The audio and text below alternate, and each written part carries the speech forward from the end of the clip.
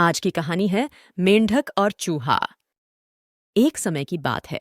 एक विशाल और सुंदर जलाशय के किनारे एक मेंढक रहता था।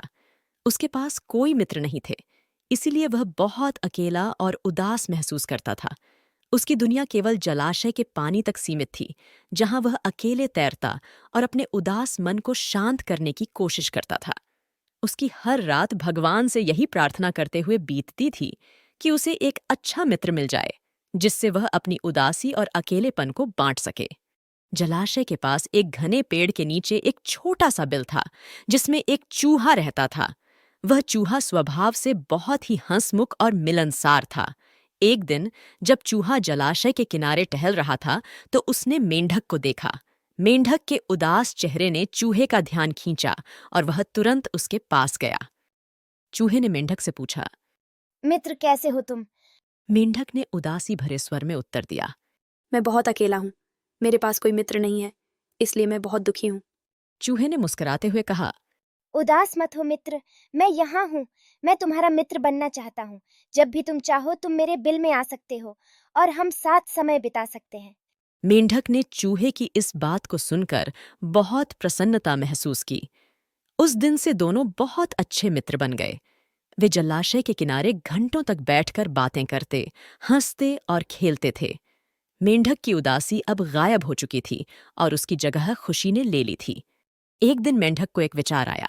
उसने चूहे से कहा। क्यों न हम एक रस्सी के दोनों छोर अपने पैरों से बांध लें। जब भी मुझे तुम्हारी याद आएगी, मैं रस्सी को खींचूंगा और तुम्हें पता चल जाएगा। चूहे ने इस सुझाव को स्वीकार कर लिया। उन्होंने एक लंबी रस्सी ढूंढी और उसके दोनों छोर अपने अपने पैरों से बांध लिए। इस तरीके से वे एक दूसरे के संपर्क में रह सकते थे, चाहे वे जलाशय के किसी भी कोने में हों। एक दिन जब दोनों मित्र अपने अपने काम में व्यस्त थे, आकाश में मंडराता एक बाज उनकी गतिविधियों पर नजर रखे हुए था। बाज ने चूहे को अपना शिकार बनाने की योजना बनाई। जैसे ही चूहा अपने बिल के पास आया, बाज ने उस पर झपट्टा मारा। यह देखकर मेंढक बहुत डर गया और उसने अपनी जान बचाने के लिए जलाशय में छलांग लगा दी। लेकिन जल्दीबाजी में वह भूल गया कि रस्सी का दूसरा सिरा अब भी उसके मित्र चूहे के पैर में बंधा हुआ है। जैसे ही मेंढक ने पानी में छलांग लगाई, रस्सी के खींचने से चूहा भी पानी में खींच गया। चूहा पानी में डूबने लगा और थोड़ी देर में ही उसने दम तोड़ दिया।